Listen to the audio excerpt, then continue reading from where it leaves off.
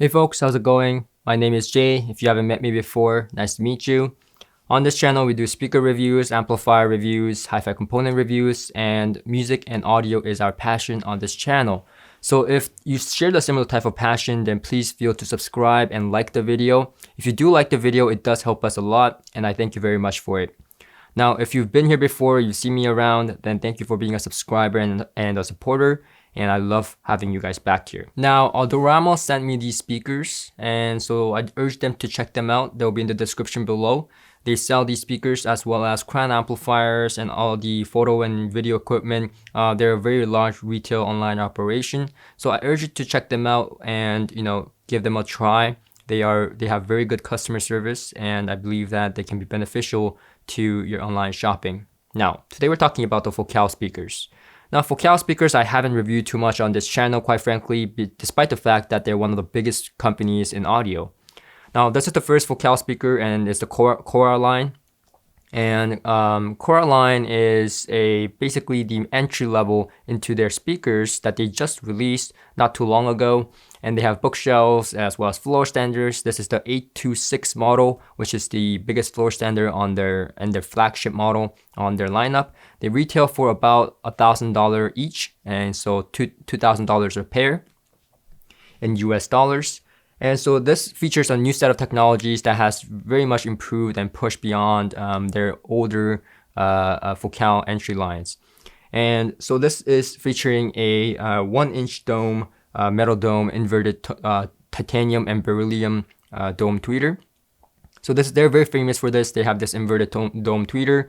It features the Poron as well, which is basically a material that allows for less directivity, allowing for more better dispersion, as well as a bigger soundstage, which it should be translating to, as we'll talk about. And on the mid-range and the two woofers, we have the Slatefiber cone technology being used. So you can see here that the drivers are blue, and it's quite different and distinct in color. And so that's because they're using the Slatefiber cone technology. And what Slatefiber cone is a recycled unwoven carbon fiber with some type of polymer to hold everything in place.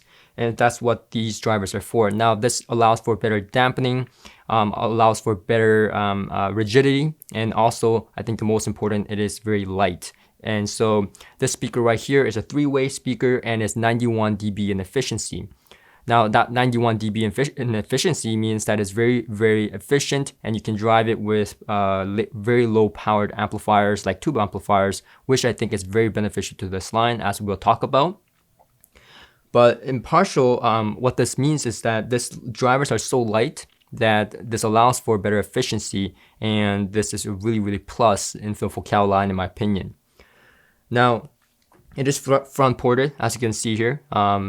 It is a bass reflex system here being used in the front port. And then on the very bottom here, you can see that there is kind of like a stand that allows the speaker to tilt back a little bit. This is for time alignment, and this should be allowing for a larger soundstage as well as better time translation into your music. And some people are like, what do you mean by that? A little tilt of the speaker is going to help with time. Well, think of it this way. Why don't you just do a little exercise with me right now? Snap here, and then move an inch away, and then snap there.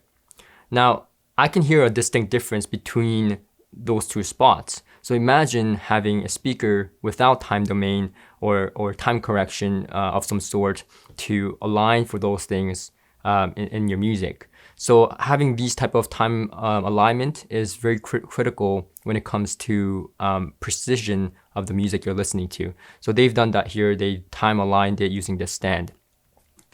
Now, in the back, you have a 2-terminal here using very high quality connectors. And that's pretty much it.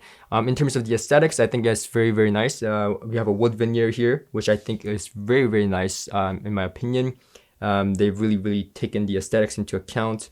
And it looks very much like something that I would put in my space. I can imagine this being in my space. It is aesthetically pleasing, at least to my eyes. Now, this type of technology is not a surprise to me that Focal came up with. I think it's a very great idea, innovation.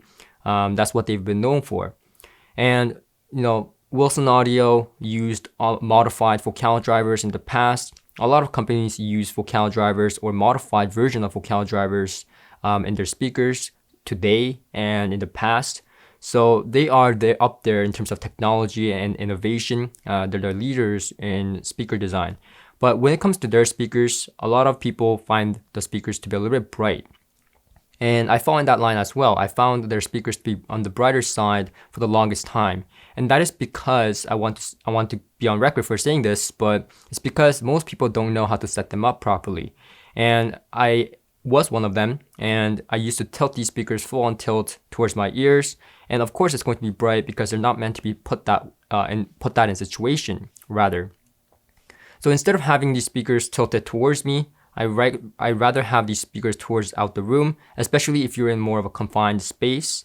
And also, you want to have these speakers with a warmer sounding component and a more luscious sounding component. And that's why I think the lower efficiency on the speaker is a very big beneficial factor, because now you can drive it with low wattage tube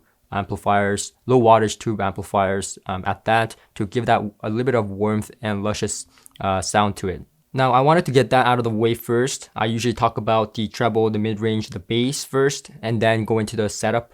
But I wanted to get that out of the way because a lot of people look at Focals and go, oh, that's a bright speaker no matter what you do with it. That is not entirely true at all. From my experience, having these set up properly facing out towards the room and also pairing them up with the right components can make a drastic difference in how you perceive the sound from these speakers. And that's why I think some people just love Focal speakers and they are all about it, because they can be very precise at the same time, very, very much engaging and not bright at the same time. Now, given that I've done that setup, facing it out towards the room, and I have it with a warmer sounding component, let's talk about what I experienced with these speakers. Now, in terms of detail, and that's what I really want to talk about in the beginning of this whole review, is detail. The detail amount of retrieval from the speaker is phenomenal, just absolutely next to none.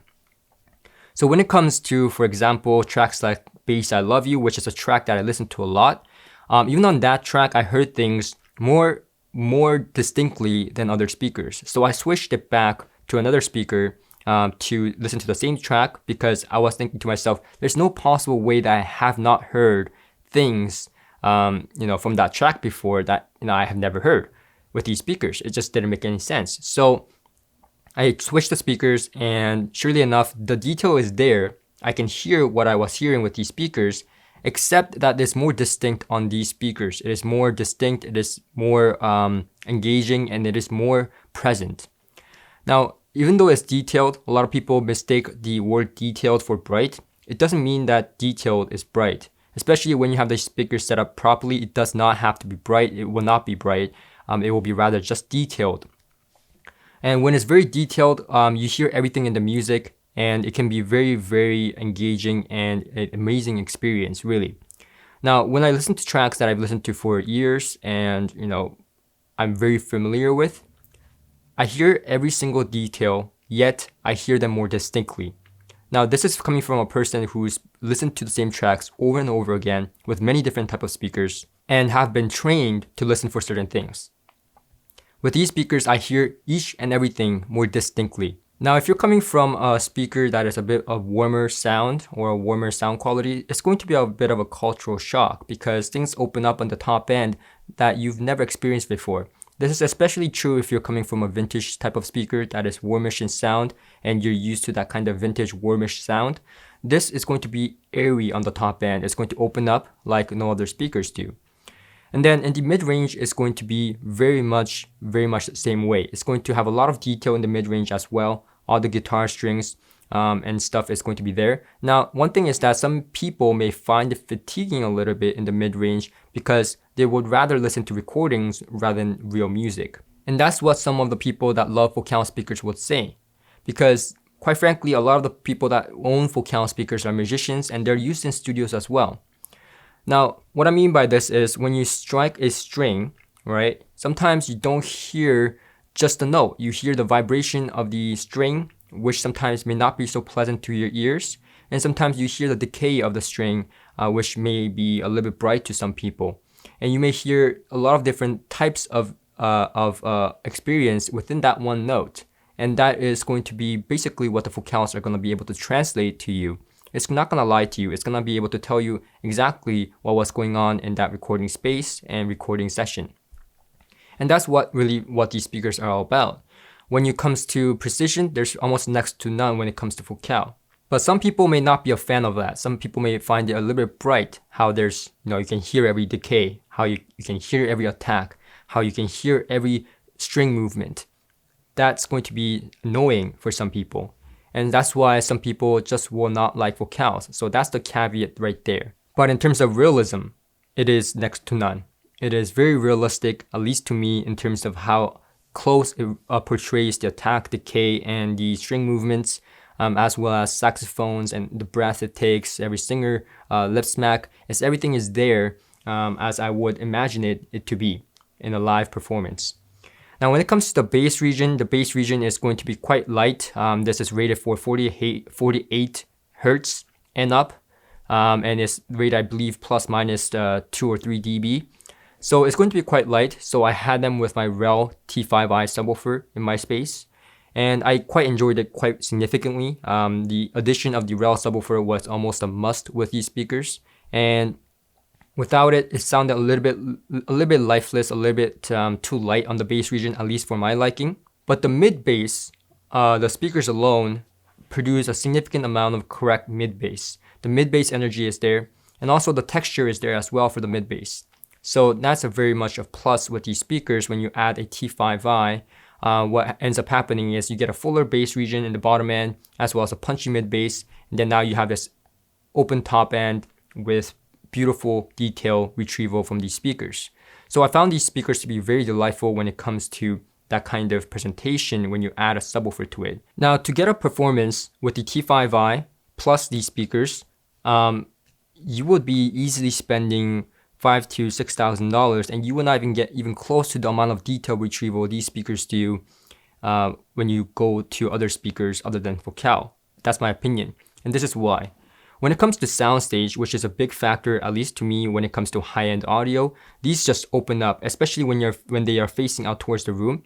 The soundstage is stretching out of my space, and that happens very, very rarely with speakers in this price point, as well as even higher price points. That's very rare. Usually, it stretches out a little bit, but out of the room is out of the question for the most speakers. These speakers really do stretch out of the room when it comes to soundstage, especially when you pair them with a tube amplifier. And also, the imaging is going to be pinpoint right down in the middle. It's going to have a very good large sweet spot. Even though you face them towards out the room, the imaging is right there. She's right there in the middle.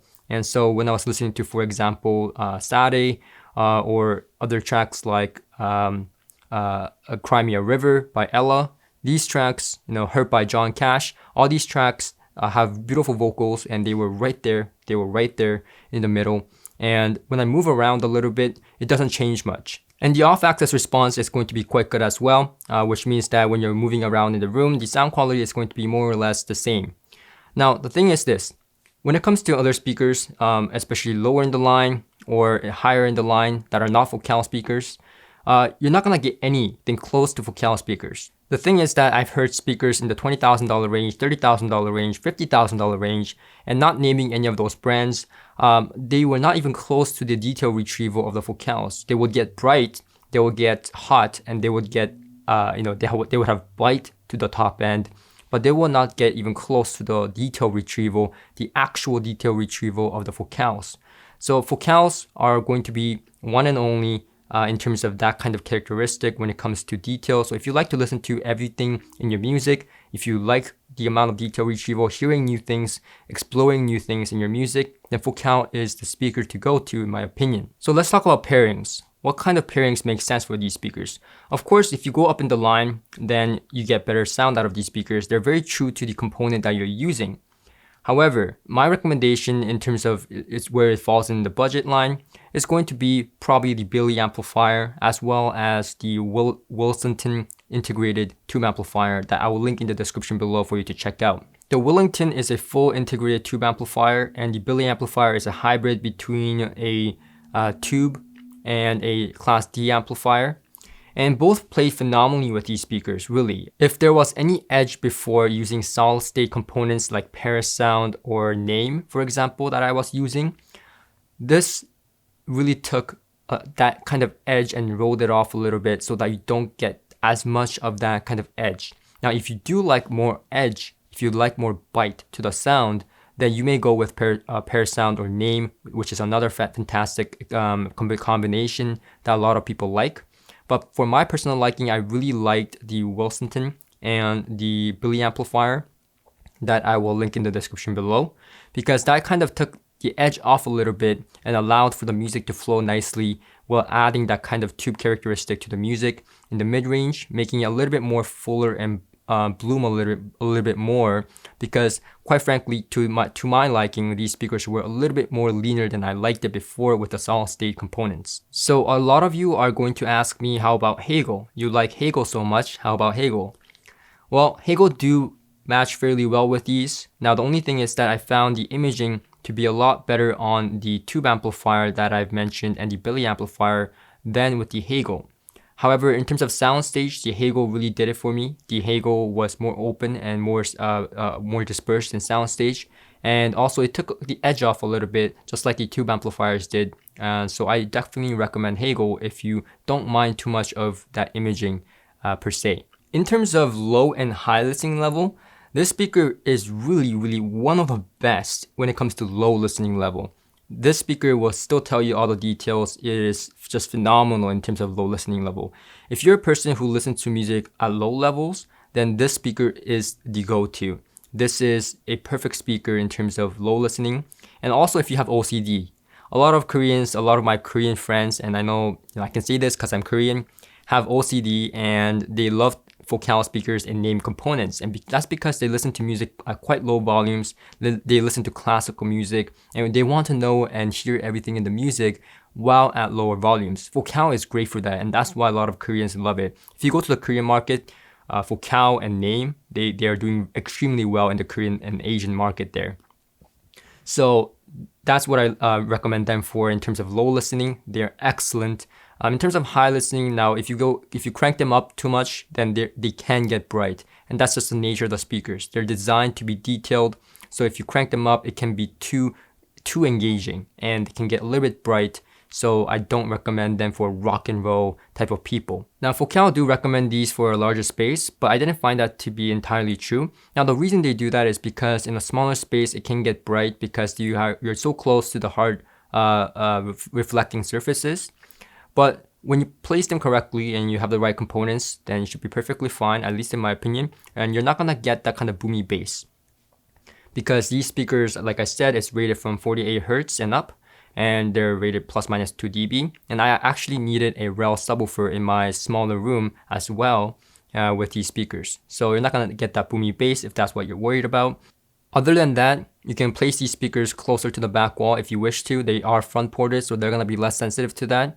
And I didn't find them to be, boomy or any type of, exaggeration happening when you place these speakers closer to the back wall. So you are free to do that. And I think other than the things that I mentioned, they're not that finicky in terms of placement as well. So that's pretty much it, guys. Thank you for watching, and I'll see you guys on the next one.